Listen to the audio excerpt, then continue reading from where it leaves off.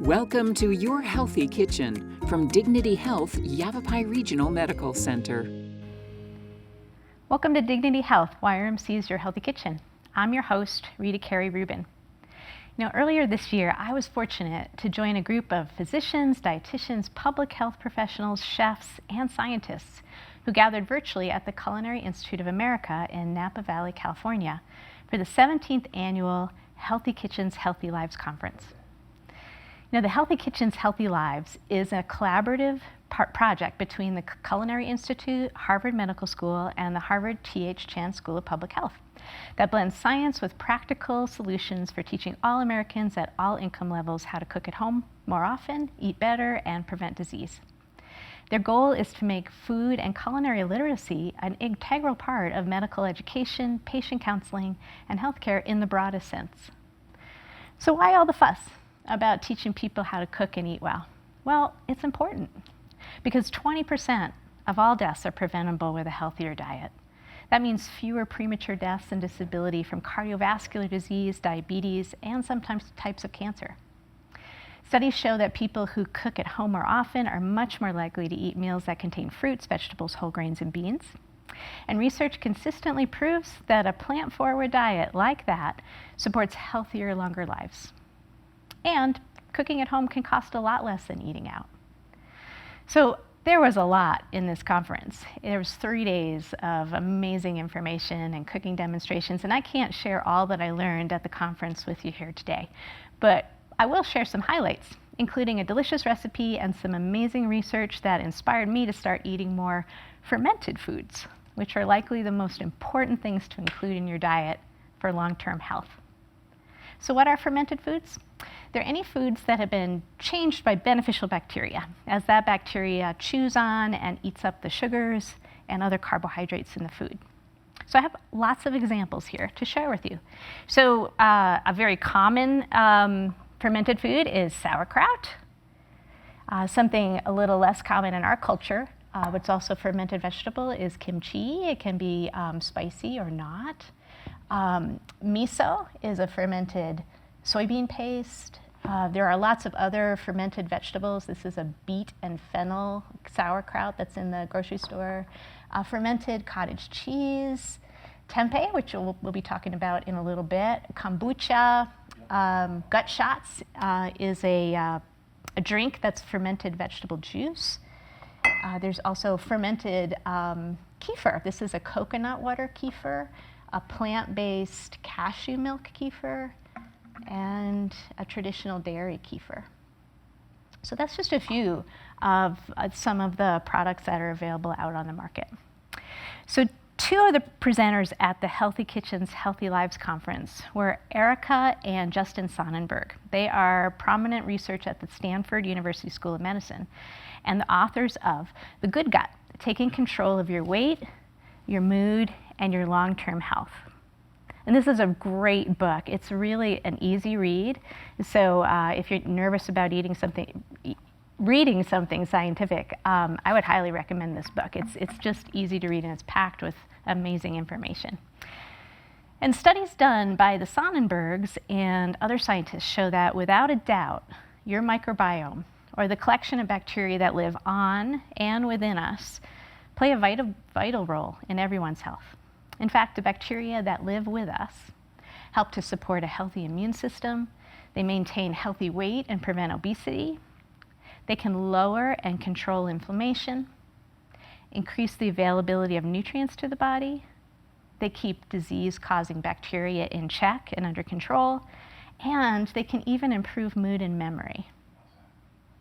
So the Sonnenberg's research shows that eating 2 or 3 servings of fermented foods, any of those that I just shared with you today, eating those every day, plus enjoying lots of high-fiber plant foods like whole grains, fruits, veggies, nuts, seeds, and beans, those are the best strategies for improving the health of your microbiome and lowering inflammatory markers in the blood, which those inflammatory markers often show up alongside chronic illness and disease. So the recipe I'd like to share with you highlights an unusual fermented food. It's called tempeh, And tempeh contains a lot of protein and fiber. It's packed with active cultures. And one of my favorite ways to enjoy tempeh is as a delicious, smoky, sloppy joe. And so I've eaten tempeh for a really long time. I really like the flavor. It's slightly sweet, maybe a little bit nutty. I like the texture because it has kind of a meaty texture, and I've followed a mostly plant-based diet for most of my life, so it's nice to have something with that texture in my meals. And it's really easy to work with. It soaks up flavor just like tofu does.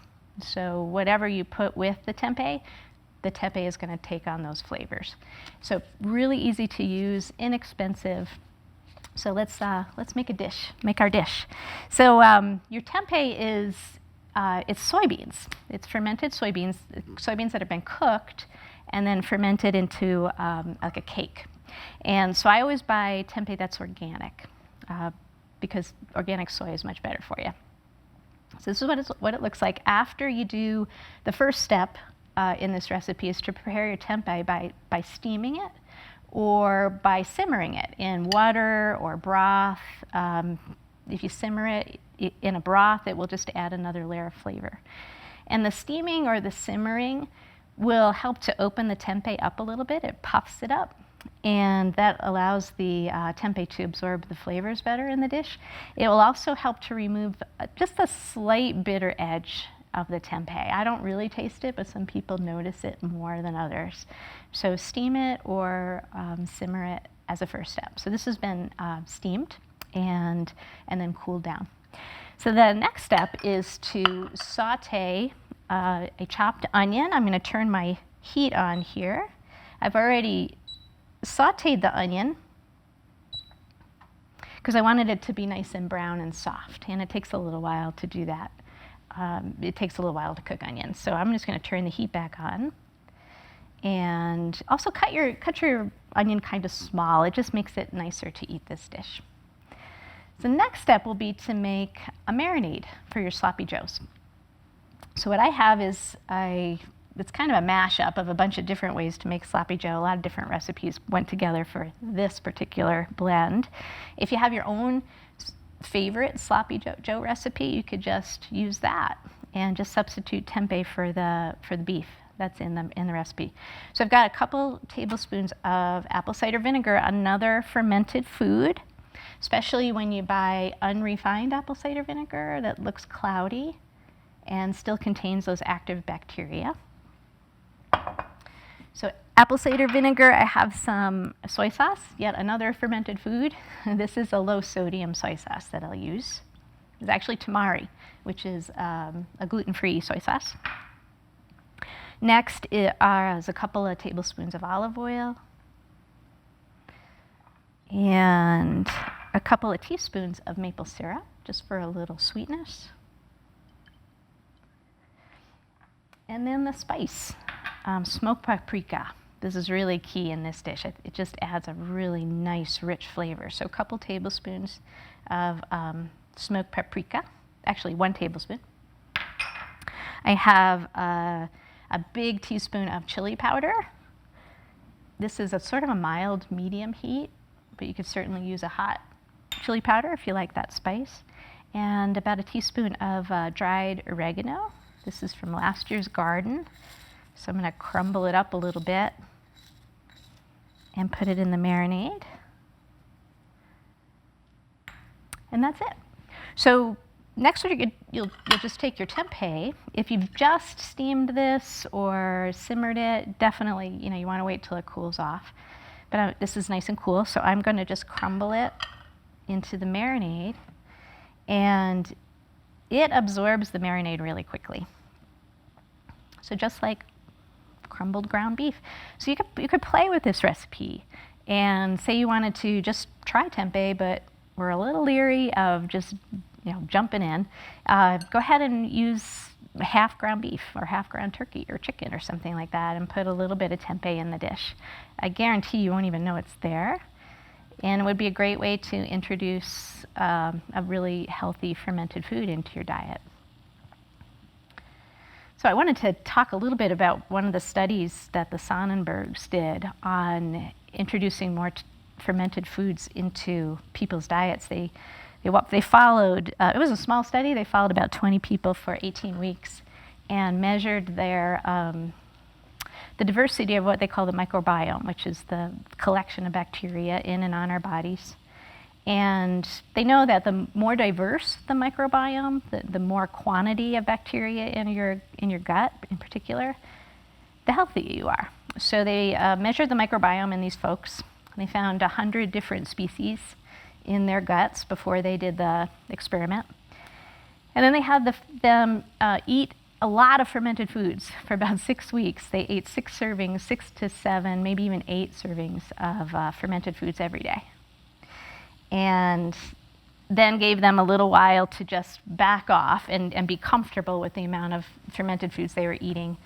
And that turned out to be maybe 2, 3, maybe 4. And then measured the bacteria in their gut again, and the different species increased from 100 to 130, which is really remarkable over a very short period of time. So they concluded that to improve our microbiome, which would improve our health, just adding fermented foods to your diet every day would make a huge difference. And that 2 or 3, maybe 4 servings a day would be plenty. So here's a serving right here. Well, not the whole thing, but here's one way to get some of those fermented foods in. So my onions are hot. I am going to pour the tempeh and the marinade into the pan. And if you wanted more sauce, just increase the volume of the marinade. And also maybe the tomatoes. I'm going to add some chopped canned tomatoes in a second. So it depends on how sloppy you like your sloppy joes. So I put a little bit of tomato paste in. And this is about 1.5 cups of diced canned tomatoes. This has no salt added. So there's a fair amount of salt even in the low sodium soy sauce. That's it. Oh, I forgot my garlic. Just realized that. The garlic is supposed to go in the marinade, but that's okay. I'm going to add it now. So this is just a couple of cloves of finely chopped minced garlic. And that's it. We'll just let this simmer until the sauce gets a little thick and jammy. It smells really good. It smells smoky from that paprika, little oniony, garlicky. It's really good dish. Oh, I'm also going to put a little bit of black pepper in there too. So you could play again with this recipe if you wanted to add some more vegetables, like grated carrots would be really good in here. Grated sweet potato maybe. Another way to get some more veggies in your diet is to add them to your sloppy joe. So while this heats up, another thing they covered in the conference is how to teach people how to eat well. And learning how to prepare and enjoy affordable, high-fiber, plant-forward diets with fermented foods can really be challenging, especially if these foods are new to somebody's diet and palate. And so that's where teaching kitchens and cooking videos like Your Healthy Kitchen play an important role in moving the American diet forward to something healthy, delicious, and sustainable. So, in all of the years I have practiced as a dietitian and diabetes educator, absolutely the most powerful tool I have ever discovered for helping people eat well is to prepare food with them and try new flavors together. The folks at the Culinary Institute and Harvard know that too. And that's why they've created something called the Teaching Kitchen Collaborative to promote culinary literacy in every community across America.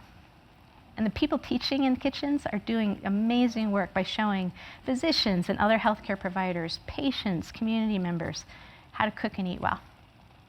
And teaching kitchens can be fancy, but may consist only of a hot plate and a few portable tools to use in waiting areas and conference rooms, in physician care buildings, hospitals, YMCAs, and more. Multiple sessions at the Healthy Kitchens, Healthy Lives conference were devoted to demonstrating how physicians could teach their patients to eat well and also get paid for their time, which is important. So I want to really thank the Molly Lawson Foundation. They're a nonprofit group that advocates for and funds clinical research related to disorders that occur frequently in individuals with Down syndrome, including Alzheimer's disease and obesity. And the folks there provided funding that allowed me to attend the conference this year. And you can learn more about the wonderful work they do at mollylawson.org. And you can also learn more about eating and cooking well at yrmchealthconnect.org.